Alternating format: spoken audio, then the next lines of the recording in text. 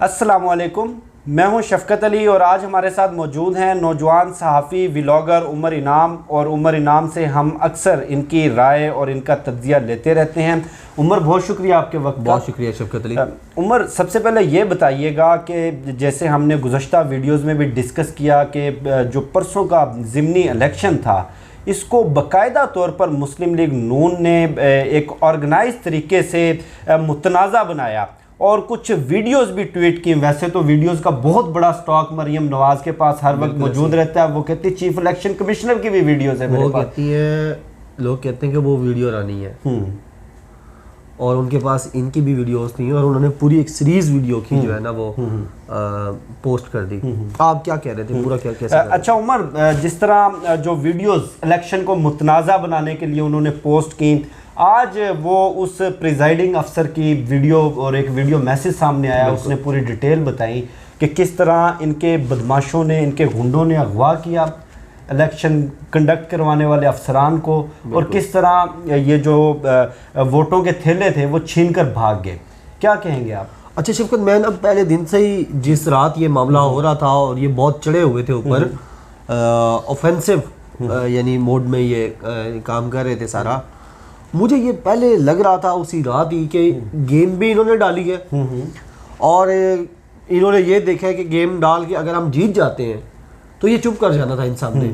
आपने देखा था शाम 7:30-8 बजे वो अता तारण जो पता नहीं एक नए नए लोग सामने आ रहे हैं, इज़्ज़तदार लोग हैं लेकिन पता नहीं इनके साथ रह के कैसे कैसे वो लोग अब बन गए हैं। और वो एहसन इकबाल साहब जो जिनको अल्लाह ताला ने नई जिंदगी दी है, वो याद है ना उनकी गोली लगी थी यहाँ बाजू पे, दिल से कोई 2 उंगली के फासले के ऊपर, लेकिन वो अभी भी उसी रविश में है। वही कालक जो उनके लीडरान के मुंह पे मली हुई है वो उसको साफ करने के लिए तैयार है। जब ये सारी रात ड्रामेबाजी कर रहे थे और बार बार वीडियोस आ रही थी और क्योंकि वो इलाका इनका है और वहाँ के ये गुंडे हैं और फिर ये रिपोर्ट्स भी आ रही थी कि जो अमला मंगवाया गया है वो भी नारोवाल से आया है, एहसन इकबाल की कॉन्स्टिट्यूंसी से आया है और खुरम दस्तगीर के इलाके से आया है।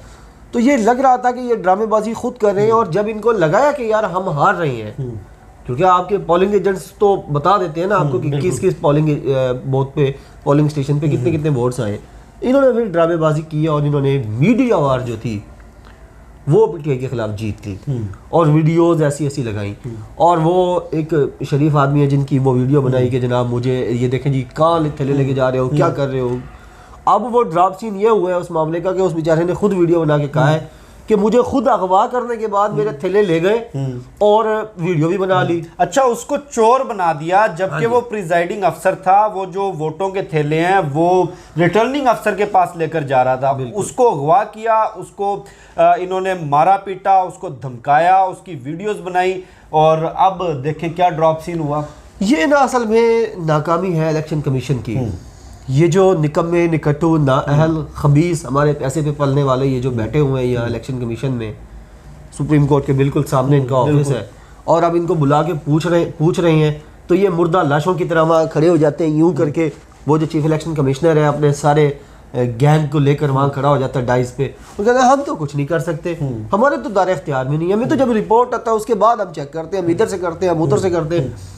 तो उसको चीफ जस्टिस साहब भी और एजाजुल एहसन साहब बार बार यही शर्म दिला रहे हैं कि तुमने धांधली को धांधली होने से पहले रोकना होता है, प्रीएम्प्टिव काम करना होता है तुमने। ये जो आर्टिकल 203 है ये कहता है कि गार्ड अगेंस्ट करना है, ठीक है, अगेंस्ट ऑल करप्ट प्रैक्टिसेस।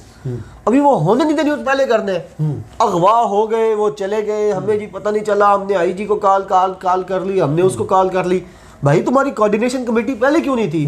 बिल्कुल, तुमने सारा दिन जो होता रहा, फिर शाम को जो होता रहा, कत्लो गारतगिरी होती रही, लोग मरते रहे वहां पे, उसके ऊपर तुम्हारा कोई नोटिस नहीं हुआ, कोई बात नहीं हुई, तुमने नहीं बताया, तुमने कोई सूरत हाल नहीं बताई, कोई इलेक्शन सेल नहीं बनाते तुम लोग, मीडिया को आजादाना तौर पर बुला के बताओ कि यार ये कुछ हो रहा है। फिर जब वो हो जाता है तो फिर वीडियोज आ जाएंगी, तो फोरेंसिक करवा लेंगे, तो ये करवा लेंगे, वो करवा लेंगे। ये बिल्कुल नाअहली और बदमाशी और मिली भगत है। मैं समझता हूँ कि इलेक्शन कमिश्नर और मरियम नवाज ने मिलकर ये इलेक्शन लड़ा है और मरियम नवाज को जितवाने के लिए उन्होंने कोशिश की है। अच्छा उमर, आज मरियम नवाज दस्का भी पहुंची और बजाय जो परसों के वाक़यात में 2 कारकुन शहीद हुए थे, देखे कारकुन मुस्लिम लीग नून का हो, पीपल्स पार्टी का हो या पीटीआई का, कारकुन होता है और आम कारकुनों से चाहे किसी भी जमात का हो, हमारे लिए हमारी तमाम तर हमदर्दियाँ और दुख का इजहार जिनकी जान गई, बजाय अफसोस करने के वो तो कह लगाती रही और वो ड्रामेबाजियाँ और अजीबोगरीब बयानात देती रही।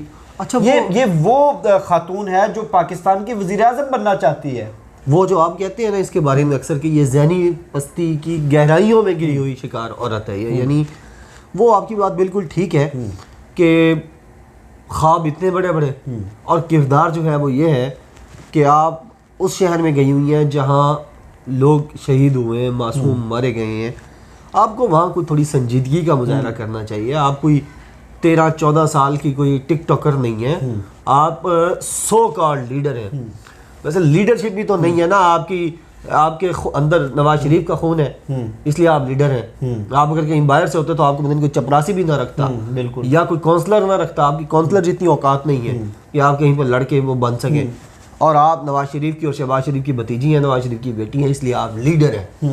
और वो उन पर भी हैरत होती है उन तमाम लोगों को पर जो 60 साल 70 साल के लोग हैं और इस कल की इम्पोर्टेड यानी सियासत में इम्पोर्टेंट। वैसे तो ये बाहर कभी सारी ज़िंदगी नहीं गए, इधर के ये गवाल मंडी के हैं सारे के सारे, यहीं रहे और पता नहीं इनका कोई एक्सपोजर वगैरह भी नहीं होता तो ये इतने करप्ट भी ना होते। तो ये जो सियासत में इंपोर्ट की गई है उसके पीछे हाथ बांध के जिस तरह खड़े होते हैं उनको भी थोड़ी शर्म करनी चाहिए और इनको भी थोड़ी शर्म करनी चाहिए।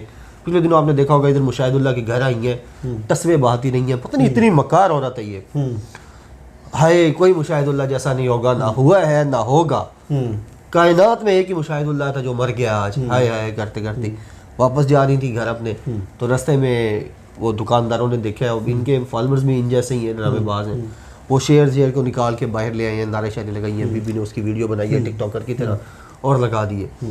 इसी तरह रोज़ाना की बुनियाद पर उनके जो जिसे हम मीडिया की ज़बान में कहते हैं ना भंड, यानी गलतियाँ जो बड़े एरर्स होते हैं वो रोज़ाना की बुनियाद पर सामने आ रहे हैं। और ये लम्हे फ़िक्रिया है हम सब के लिए, हर किसी को सोचना चाहिए कि क्या एक ऐसी जहनी पस्ती की शिकार औरत जो जिसकी हरकतें बच्चों जैसी नहीं, बच्चों की तो बड़ी मासूम हरकतें होती हैं, ये मुनाफिकाना साजिशाना गंदी जो हरकतें बकाराना, ये बकारी है ना कि आप ऐसे बिहेव कर रही हैं जैसे कोई अल्लाह माफ़ करे 18 साल की खूबसूरत दोशीज़ा हैं और बड़ी यानी आप वाइब्रेंट किस्म की और बड़ी पढ़ी लिखी खातून है और वो सारा ड्रामेबाजी हो रही है। तो इसको समझना चाहिए, इनका जो चेहरा है ये सबको देखना चाहिए और इनका रास्ता जिस तरीके से भी रोका जा सके रोकना चाहिए, क्योंकि जिस तरह वालिद गिरामी करप्ट थे ये उससे 100 गुना ज़्यादा करप्ट है और इनको अगर मौका दिया तो फिर पाकिस्तान का अल्लाह ही याद है। बिल्कुल, जैसे उमर ने बताया कि ये पाकिस्तान की सियासत के अंदर ये ख़ानदान और ख़ुसूसन मरियम नवाज़ एक नया गंद घोलना चाहती हैं, एक नया जहर घोलना चाहती हैं, जो कि आपने डस्का इलेक्शन में भी देख लिया होगा कि झूठ, मुनाफकत, बेगैरती, बेशर्मी, डिक्शनरी में जितने इस तरह के नेगेटिव अल्फाज हैं वो इस ख़ानदान पे और ख़ुसूसन मरियम नवाज़ और इनके हवारियों के ऊपर आकर ख़त्म हो जाते हैं। मुझे शफ़क़त अली को और उमर इनाम को दीजिए इजाज़त, इंशाल्लाह फिर नेक्स्ट वीडियो में मुलाकात होगी। पाकिस्तान जिंदाबाद।